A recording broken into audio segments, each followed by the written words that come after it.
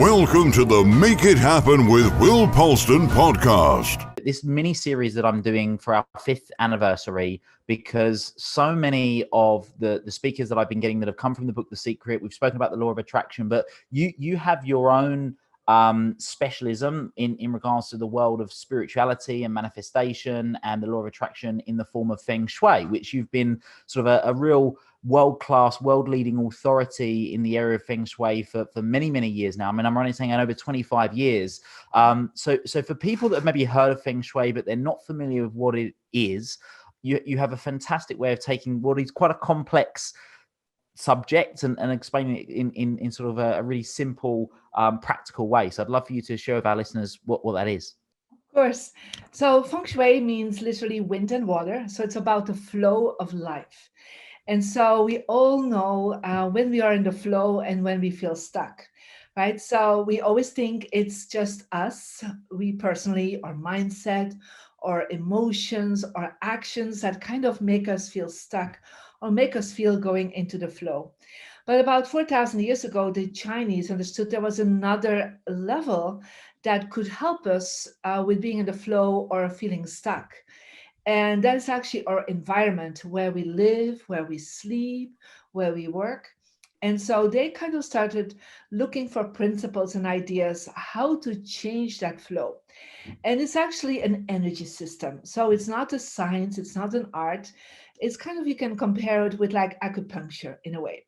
So if you go to an acupuncturist, he will put some needles in or will do some pressure, and then you feel like, energized. Well, Feng Shui is like the acupuncture of a home. So you kind of look, where is the energy stuck and what can you do to change that energy so you feel better where you live. And I think everybody has the feeling already. Sometimes you come to a place and you're like, oh, I can't be there. It doesn't feel great. Or it's all the time cluttered. I'm not able to make it nice and beautiful. And then there are other areas where you're like, I love being there. I love hanging out there. I mean, it's just like I could stay there forever. And it's just there's an ease to things, right?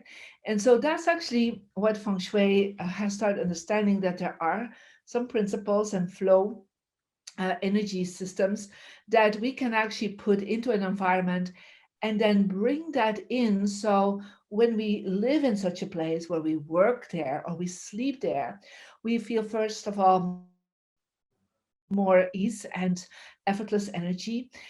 We feel like there's wind behind us to move forward towards our success and abundance. We don't feel like things are heavy or blocked. We don't have to push that hard anymore. And that's kind of what Feng Shui really creates. So, but it's a very old system that till the 1980s was really only given or used by the Chinese or Chinese families in other countries. It's only in the 1980s that the first time the information came to the West, and came through Hong Kong, actually, and through Singapore and Taiwan and Malaysia, where a lot of the Chinese families had lived for a long time. After the Cultural Revolution in China, where all the Feng Shui masters were kind of kicked out of the country. And that information started kind of trickling into the West area. Well, now it's considered like by a lot of big companies, celebrities. And, I started playing with this work very early on.